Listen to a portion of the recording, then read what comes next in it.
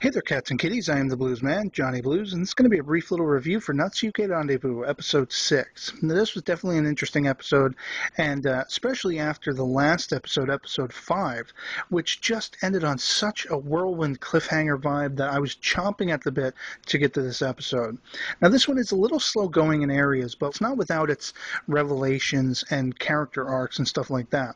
We're basically picking up with, Hazuki is in this dream world still that goes all the way back to Atsushi's sketch pads and stuff like that from when he was in the hospital.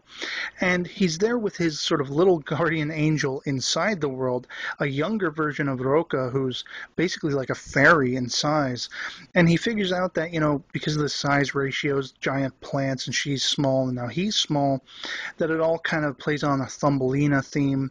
And he's wondering what his role is in this dream world, sort of fantasy, this ethereal place. And she doesn't know. And that's because, usually the air quotes prince is Atsushi, presumably. And without him being there, she's not really sure what to make of the surroundings either. So she's really not helping him. But she does suggest a worrisome idea that he could be trapped there indefinitely. And that's something he hasn't considered. Of course, he puts on the facade that he's not really bothered by it because he's usually positive in nature. But I think he is. I think he's kind of contemplating, what if I end up trapped here? And of course, they're mending a bird's wing. And I'm wondering, as I'm seeing these things play out, being that it is an ethereal world, if there's some kind of symbolism going on. And I'll touch on that a little bit more toward the end of the episode. But conversely to this, in the real world, we have Atsushi still in Hazuki's body. And, we're picking up on that revelation bomb drop at the end of the last episode, where Roka is basically, thinking of her husband, remembering intimate times she had with him on his deathbed and so forth. And she suggests to who she believes to be Hazuki, not knowing that Atsushi is actually in his body, that she go bathe him, in the bath, that kind of thing. Have an intimate moment like she did, recapture the intimacy that she had with her husband. And we see Atsushi, using the guise of Hazuki to kind of prompt her, but also I think he's hoping to push her further away from Hazuki.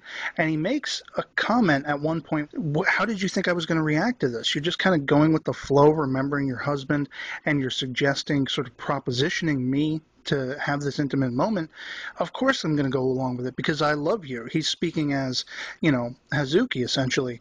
And she's not sure what she's doing. She doesn't know if she really wants to do this. And that's been a lot of the crux of her character. She's in need of moving on, but she's lacking the confidence and sort of getting over the grief to do it. And we see Roka has to kind of take a break the next day. She goes over to sister-in-law Miho's house, and they're, doing stuff in the garden.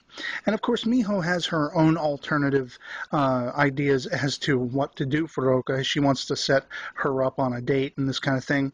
You could date a customer, you could maybe date the clerk, and this definitely has Roka running. And but she ends up at the library, and there is Atsushi in Hazuki's body again. And we build up to this just crazy, insane bombshell moment again, where now she finally admits she loved her husband, but this was the first man she ever loved.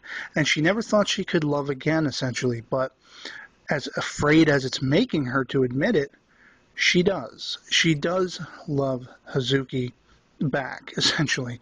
And this, it's a bombshell because, of course, Hazuki is not there to hear it.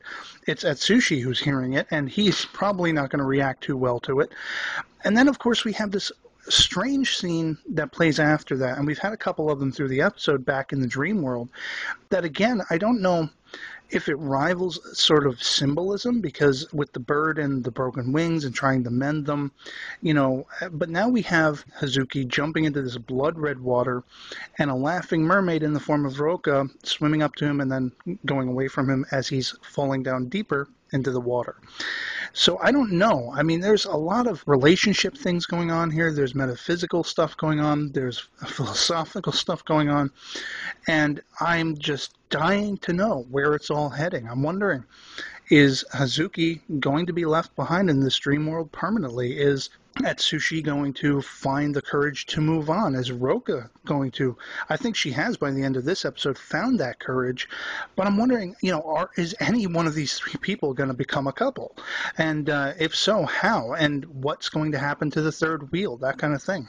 A lot of questions hanging in the balance with this series, and it's just amazing to me, and I can't wait to see how this all ends. So I'd love to hear from you guys if you've seen the episode, what you thought of it, what you think is going on with these characters, and you can post your thoughts and ideas in the comments below as usual, or as a video response. And that's going to be pretty much it for me on this one, so I'll catch you later. Peace.